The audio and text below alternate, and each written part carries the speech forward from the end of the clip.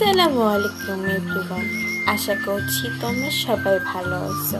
আমিও অনেক ভালো আছি। আজকে তোমাদের সাথে মজাদার একটি রেসিপি নিয়ে চলে এলাম। তো আজকে আমি রান্না করব গলদা চিংড়ি কারি। তো প্রথমে আমি তেল দিয়ে, তারপর আস্ত জিরা, তারপর পেঁয়াজ মরিচ কুচি দিয়ে ভালো করে নেড়ে নেব।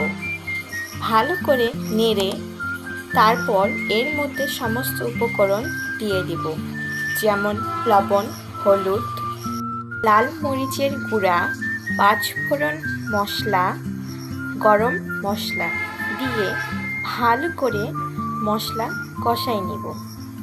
কষানোর পর এর মধ্যে গলদা চিংড়ি দিয়ে ভালো করে মিক্স করে নেব। ভালো করে মিক্স এর মধ্যে সামান্য পানি দিব, যাতে মাছগুলো একটু সিদ্ধ হয়।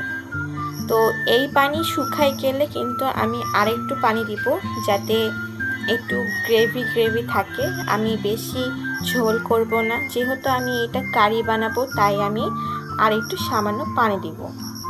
তো এখন এইটা আমি ঢেকে রেখে দিব 2 মিনিট। পানি আমার শুকাই গেলে তারপর আমি আরেকটু পানি দিয়ে এরপর আমি সামান্য একটু তেল দিব।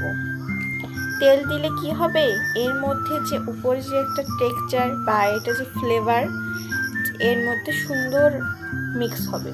এই গেল আমার গলদা চিংড়ি কারি কিন্তু অলমোস্ট ডান।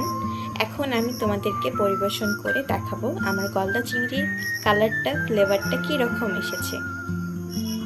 এই দেখো, ভালো লাগলে অবশ্যই লাইক করবা।